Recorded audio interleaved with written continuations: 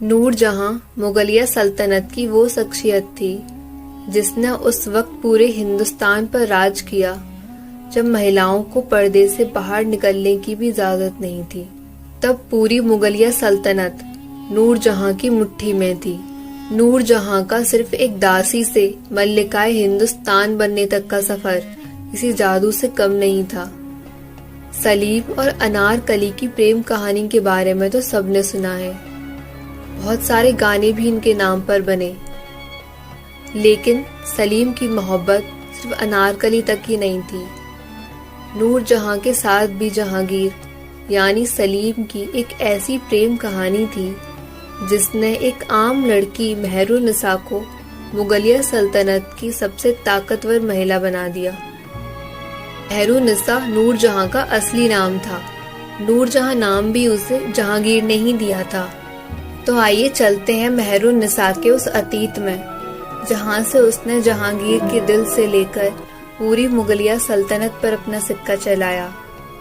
वैसे तो मेहरुन्निसा किसी शाही फैमिली से ताल्लुक नहीं रखती थी, लेकिन उसके दादा ईरान में खुरासान प्रांत के गवर्नर के वजीर थे। उनका अच्छा खाता पीता परिवार था, पर हालात कुछ इस तरह बिगड़ गए कि जब मेहरुन्निसा अपनी मां के पेट में थी तब उसकी पूरी फैमिली को ईरान छोड़कर वहां से भागना पड़ा और वो लोग भागते हुए कांधार पहुंच गए, जो कि आज अफगानिस्तान में पड़ता है। और वहां कांधार में ही मेहरुन्निसा पैदा हुई। जब महर पैदा हुई थी तब उसके माँ बाप के पास इतने रिसोर्सेज नहीं थे कि वो उसे पाल सकें। मेहरुन्निसा से बड़े उनके 2 बच्चे और भी थे, इसलिए उन्होंने मेहरुन्निसा को किसी और को देने के बारे में सोचा। पर तब किसी ने उसके पेरेंट्स को सलाह दी कि शायद हो सकता है इस बच्ची के आने से ही तुम्हारा भाग्य बदल जाए। और हुआ भी कुछ ऐसा ही।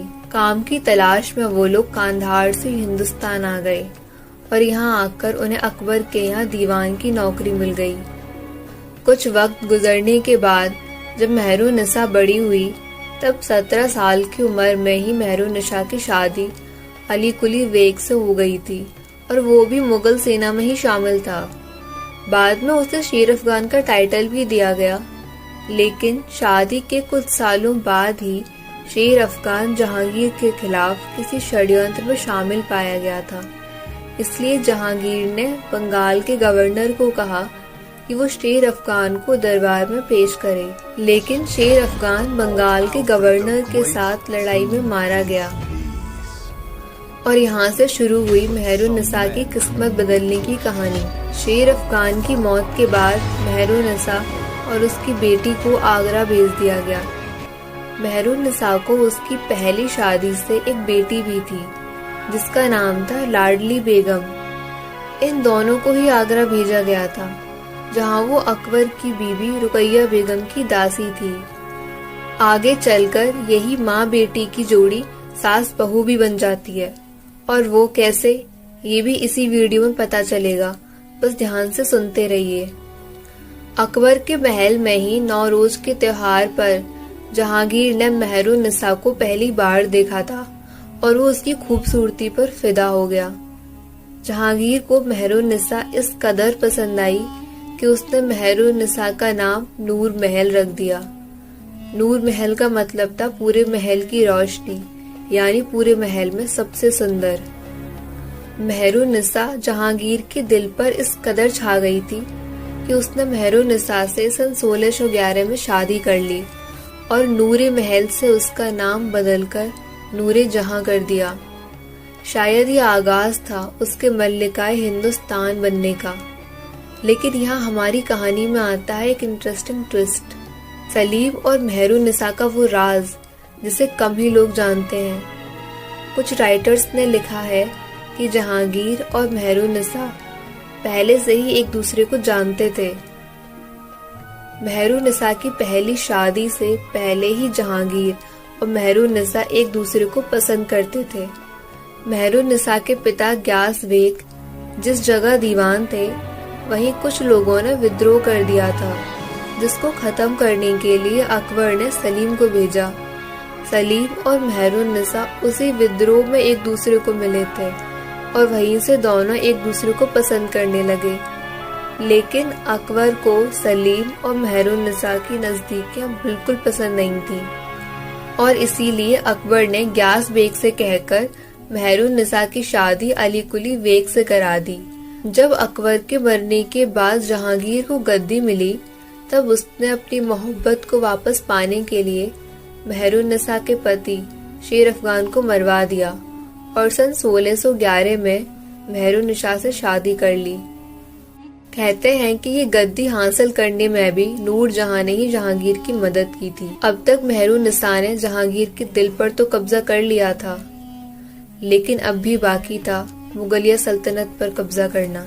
और वो उसने कुछ इस तरह किया कि जहां औरतों को पर्दे से बाहर निकलने तक की आज़ादी नहीं थी, वहां नूरजहां वो मुगलिया रानी बनी जिसने अपने नाम के सिक्के ढलवाए, जिस पर जहांगीर के साथ नूरजहां का नाम होता था।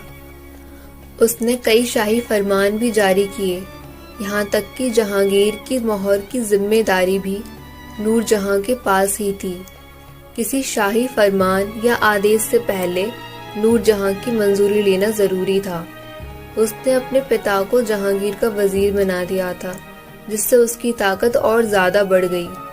जहांगीर को नशे की लत थी। उसका ज्यादातर वक्त अफीम और हरम की महिलाओं के साथ ही गुजरता था।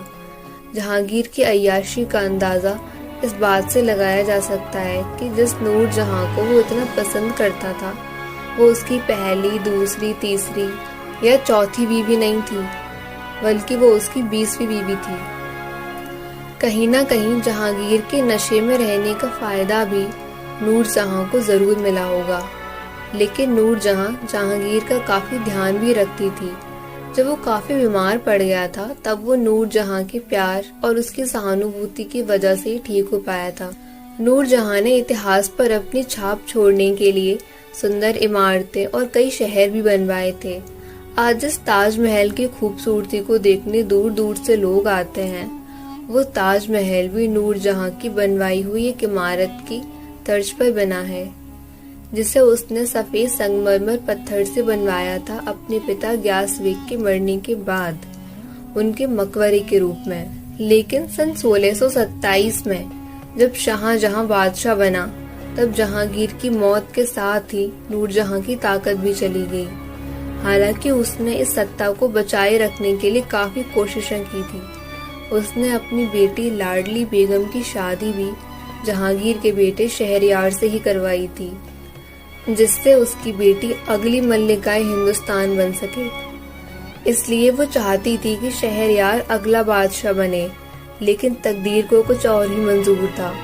अगला बादशाह बना शाहजहां, जिसकी शादी नूरजहां की भतीजी मुमताज महल से हुई थी और मुमताज महल बनी अगली मल्लिकाए हिंदुस्तान। सन 1645 में नूरजहां की मृत्यु हो गई थी और उसकी कब्र को वहीं दफनाया गया जहां जहांगीर को दफनाया गया था।